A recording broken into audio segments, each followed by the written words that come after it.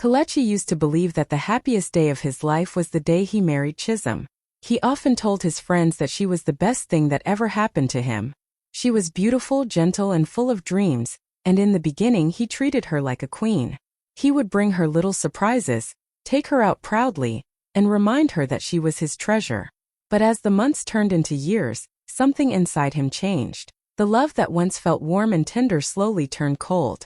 His words became sharp, his laughter turned into mockery, and his affection into arrogance. He started seeing her not as a partner but as someone beneath him, someone he could control. Chisholm noticed the change, but she kept hoping he would return to the man she fell in love with. Instead, he grew distant, careless, and harsh. The home that once felt safe began to feel like a prison. Every smile she forced came with hidden tears.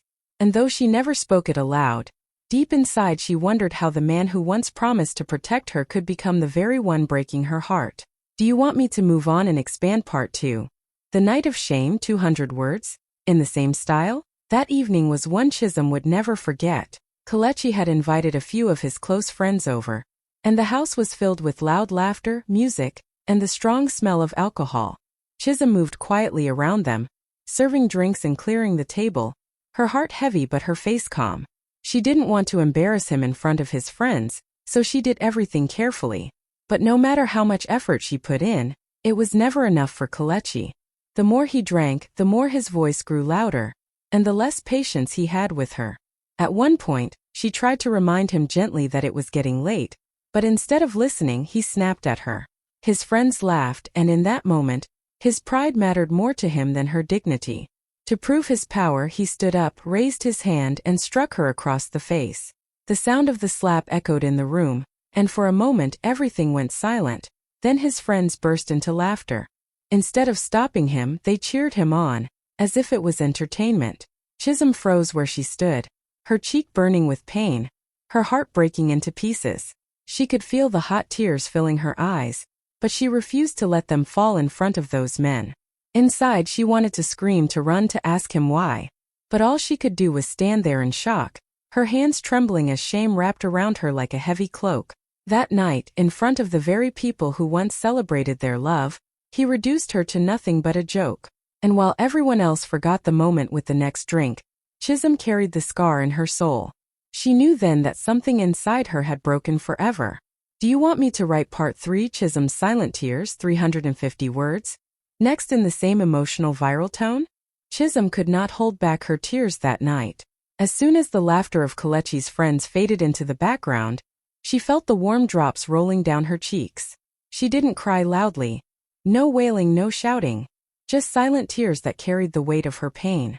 She slipped into the bedroom quietly while the men continued drinking, pretending as though nothing had happened. Sitting at the edge of the bed, she buried her face in her hands. Her heart pounded, her body shook, and her soul felt crushed under the shame. She asked herself over and over, how did I get here? How did the man who once promised me the world become the one to humiliate me in front of everyone? But as the night dragged on, those tears slowly changed. With every sob, a strange strength began to rise in her chest. At first it was small, just a whisper inside her heart telling her, you don't deserve this. You are more than this. She had endured his cold words, his arrogance, and now his public violence. Something inside her refused to be silent anymore. She realized that the tears running down her face were not a sign of weakness. They were washing away the last bit of patience she had for a loveless marriage. Chisholm wiped her face and looked into the small mirror by the bed. Her eyes were red, her cheeks still swollen, but behind the pain she saw a fire burning. She whispered to herself, this will not be the end of me.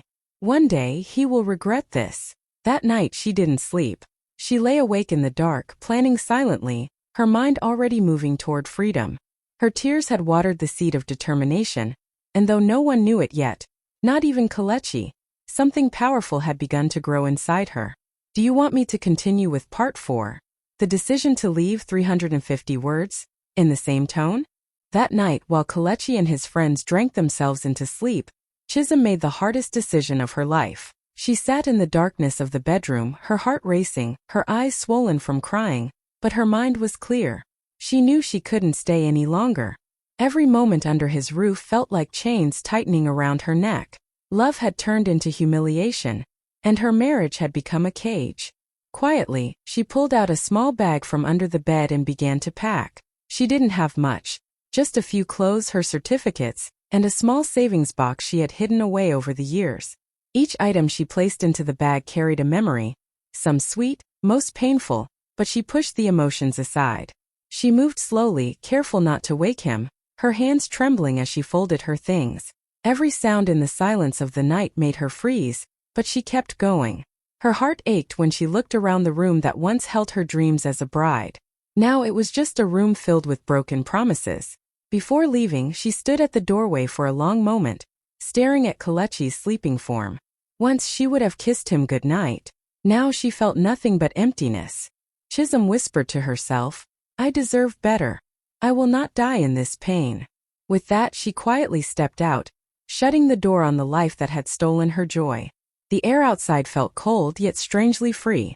For the first time in years she breathed deeply, her chest rising with courage she didn't know she had.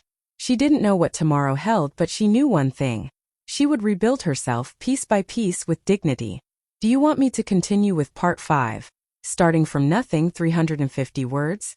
In the same emotional viral tone? Chisholm stepped into a new world with nothing but determination. She had no family nearby to lean on, no savings that could carry her for long, and no friend willing to take her in for free. First, life was unbearably hard. She rented a tiny one-room apartment on the edge of town, where the roof leaked when it rained and the walls were cracked. But every time she looked around that little space, she reminded herself, it was hers. No one shouted at her there. No one raised a hand against her.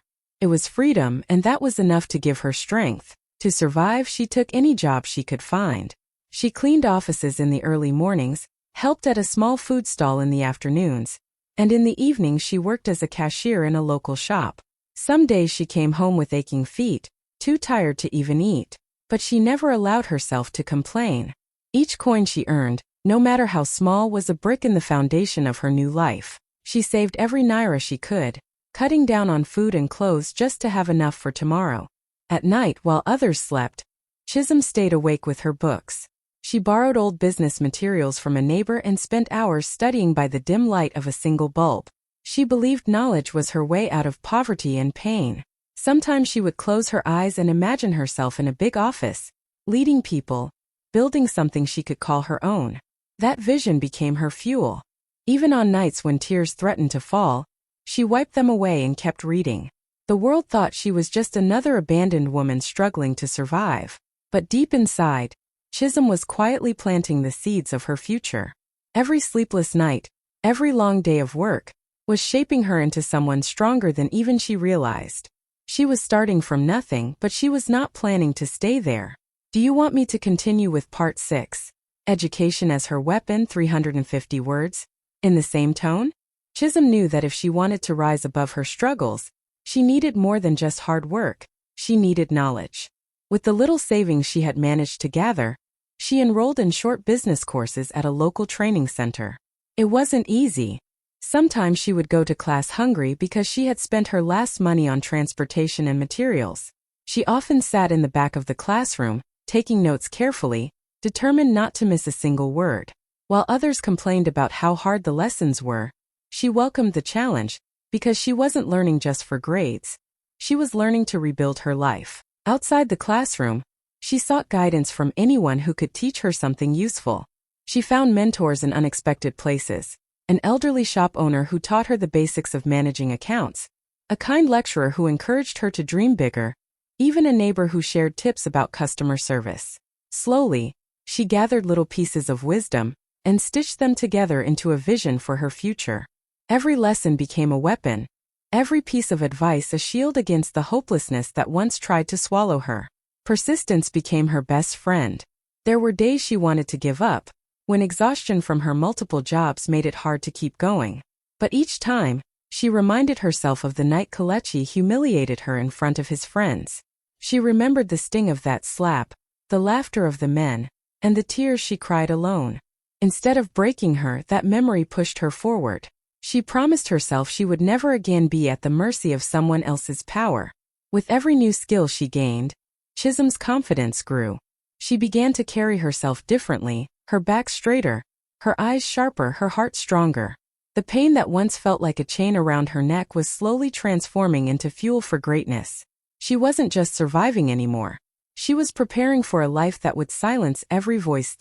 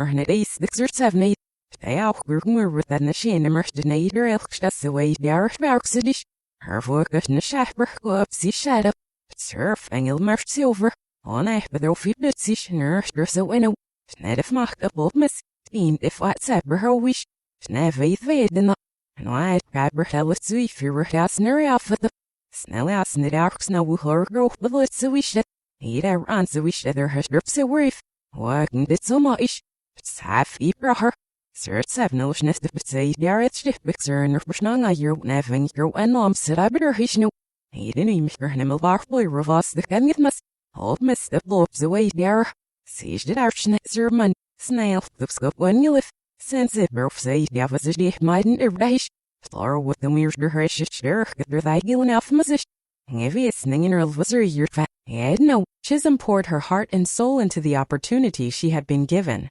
In the beginning, the road was rough. There were long days of planning, endless nights of strategy, and moments when failure seemed close.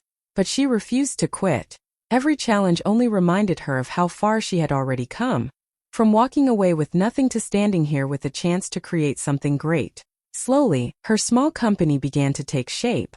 She hired a few staff members, treated them with kindness, and built a team that believed in her vision. Within a few years, what started as a simple idea grew into one of the fastest rising firms in Abuja. Her office, once a single rented room, became a shining building where people came for solutions, opportunities, and jobs. Clients trusted her because she didn't just offer services. She offered integrity, passion, and results. Newspapers began writing about her, calling her one of the most visionary young leaders in the country. She was invited to speak at events, her words inspiring other women who had once felt powerless.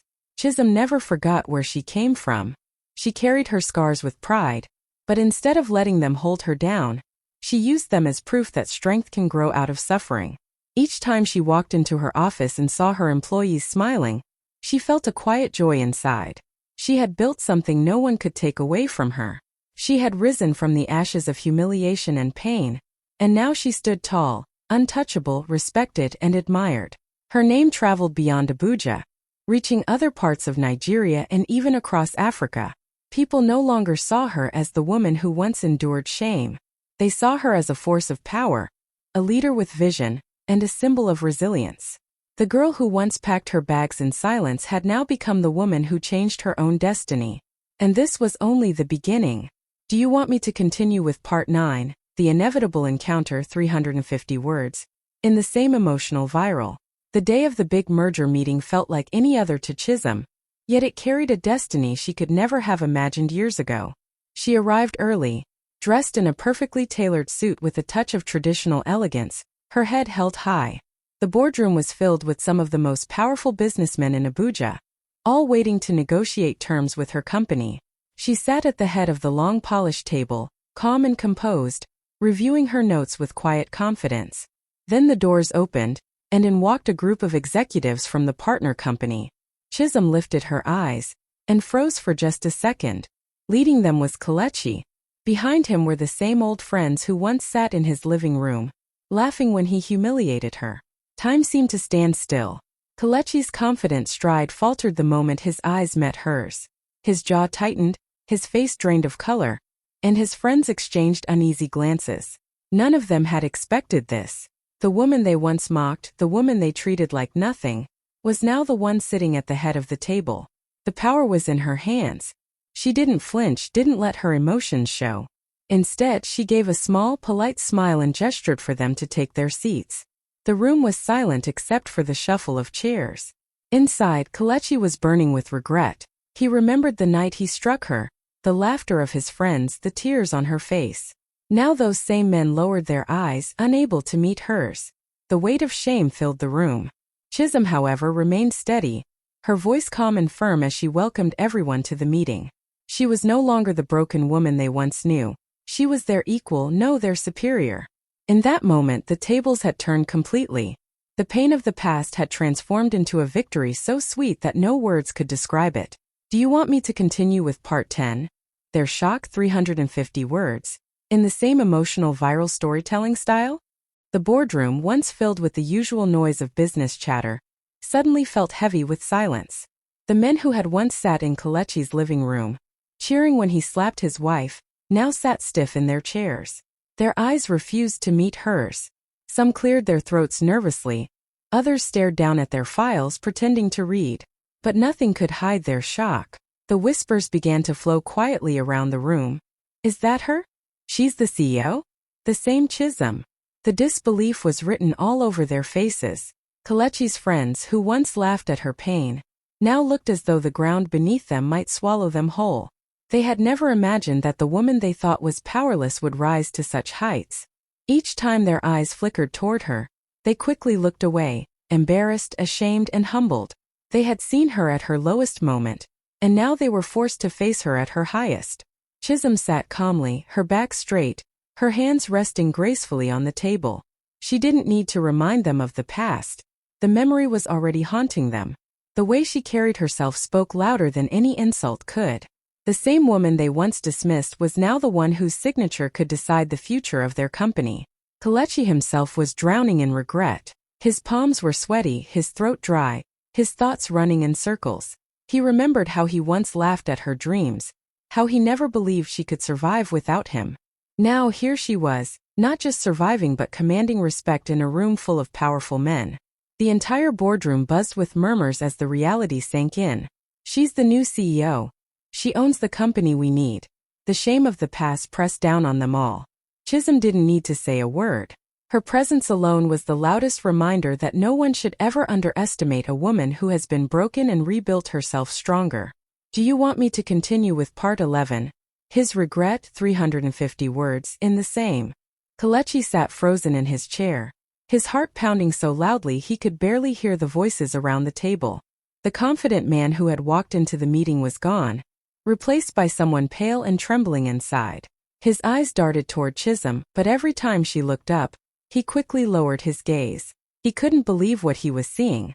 The same woman he once mocked, the woman he slapped in front of his friends, was now seated in power, holding the future of his company in her hands. Regret crashed over him like a heavy wave. He remembered the night clearly, the sting of his hand on her face, the laughter of his friends, her silent tears. At the time he had felt proud, as if proving his dominance made him a man. But now, sitting before her success, he realized how foolish he had been. Instead of crushing her, he had only pushed her to rise higher. And now she was above him in every way that mattered. His friends shifted uncomfortably beside him, each of them silently regretting the part they had played in that shameful night. But for Kelechi, the regret cut deeper. This wasn't just about humiliation. It was about the life he could have shared with her. If only he had loved her, supported her, cherished her as he once promised, maybe he would have been standing beside her today, not across from her, begging for her approval. He clenched his fists under the table, fighting the storm of emotions. Shame, anger, jealousy, and sorrow twisted inside him. For the first time in his life he felt powerless. The decision that could save or destroy his company rested on the lips of the woman he had once treated like nothing. Kelechi knew he couldn't erase the past, but he also knew one thing with painful certainty. This was the day his arrogance finally came back to punish him. Do you want me to continue with part 12? Chisholm's poise, 350 words, in the same emotional viral style? Chisholm sat at the head of the table like she had been born for that seat. Her presence alone commanded the room. She didn't need to slam her hands on the table or raise her voice to make people listen. Every eye was already on her. When she spoke, her tone was steady, calm, and confident. Each word rolled out with a quiet authority that left no room for doubt. The men in the room leaned forward, not because she demanded it, but because her voice carried weight that could not be ignored. Kelechi sat stiff, his chest tightening with every sentence she spoke. He expected anger, bitterness, maybe even mockery. But there was none. Chisholm didn't look at him with revenge in her eyes. She looked at him as if he were nothing more than another name on a file. That indifference cut him deeper than any insult could have. To her, he no longer mattered. She explained the terms of the merger with precision, her words sharp but respectful. She addressed every concern raised in the room with solutions that showed her intelligence and foresight. The same men who once laughed at her were now nodding at her brilliance, scribbling notes, and whispering about her leadership. The power she carried wasn't loud or dramatic. It was the kind that came from survival, from rebuilding herself when no one believed in her. Inside, Chisholm felt the weight of her past pressing against her heart, but she didn't let it show. She remembered the tears, the humiliation, the nights of hunger and study, but now she also remembered the fire that kept her moving, the dream that had brought her here. This was her moment, and she was determined to carry it with dignity. By the time she finished speaking, the room was silent with respect. She hadn't shouted, she hadn't humiliated anyone. Yet everyone knew who the true leader was. Chisholm proved that real strength doesn't need noise. Real strength is calm, unshaken, and unforgettable. Do you want me to continue with part 13? The tables turned 350 words, in the S. By the end of the negotiations, the truth was clear. Kelechi's company was in trouble, and the only lifeline left was Chisholm's signature. Every proposal, every adjustment, every clause came back to her for approval. The men on his side of the table whispered frantically, trying to hide their desperation, but it was obvious. Without Chisholm's agreement, their business would sink. Kelechi sat there, watching her go through the documents with calm focus, his stomach twisting into knots. For the first time in his life, he truly felt what it meant to be powerless. The same woman he once thought was weak now held his future in her hands. It wasn't just about money or contracts, it was about respect, a respect he had failed to give her when she was his wife. As he stared at her, memories came flooding back. Her quiet obedience, the way she had once tried to please him, the tears she hid when he mocked her. He realized, with a pain sharper than a knife, that he had thrown away a jewel while chasing shadows. And now that jewel had become a crown, one he could never touch again. When Chisholm finally looked up, her expression was steady, her voice firm as she laid out her final conditions. The room listened intently, knowing her words carried the power to decide everything. Kelechi's throat went dry. This wasn't just a business deal anymore.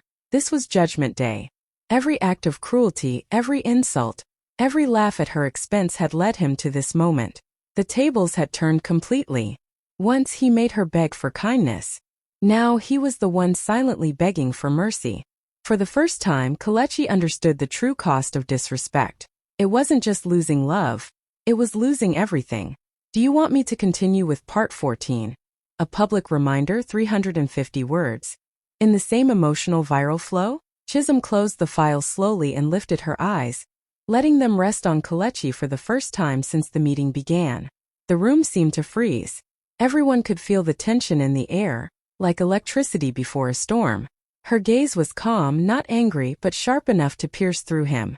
She leaned forward slightly, her voice steady and clear, carrying across the entire boardroom. A man who cannot respect a woman has no place at my table. The words struck harder than any slap could. The silence that followed was heavy. The men shifted in their seats, some exchanging nervous glances, others bowing their heads. No one dared to speak. Kelechi's face burned with shame, his chest tightening as if the walls were closing in. For a moment, he wished the ground would open and swallow him whole. Chisholm didn't shout, didn't raise her hand, didn't insult him with harsh words. Yet her simple statement carried more power than years of revenge ever could. She wasn't just talking to Kelechi, she was talking to every man in that room, and even to the world beyond those walls. It was a reminder that respect is not optional, that every woman deserves dignity, and that arrogance always has a price. Her words echoed in Kelechi's mind, dragging him back to that night when he struck her as his friends laughed. Back then, he thought respect was something he could take away from her. But now he realized respect was something she carried within her, something he had never been able to break. The boardroom remained silent, every man present humbled. Chisholm leaned back in her chair, her face calm, her authority unquestioned. She had spoken not just as a CEO, but as a woman who had turned her pain into power. That single sentence became the line that separated her past from her present. And in that silence everyone understood. They were no longer looking at the broken woman Kelechi once humiliated. They were looking at the victor. Do you want me to finish with part 15, her victor? The meeting ended, but the weight of Chisholm's words still hung in the air. She gathered her files calmly, stood up, and walked out with a quiet grace that made everyone rise to their feet without even thinking. Her heels clicked against the polished floor, each step echoing like a reminder of how far she had come. She didn't rush, she didn't look back. She simply carried herself with the dignity of a woman who had conquered her past. Kelechi sat frozen, his eyes following her as regret twisted in his chest. The men who once laughed with him now avoided his gaze. They all knew the truth. The woman they had mocked had risen higher than all of them. Chisholm's victory wasn't just about the company or the deal. It was about reclaiming her worth, about showing the world that no humiliation could stop a determined soul. As she pushed open the boardroom doors, a small smile touched her lips. Years ago, those same tears that fell in silence had seemed like weakness. But now she understood.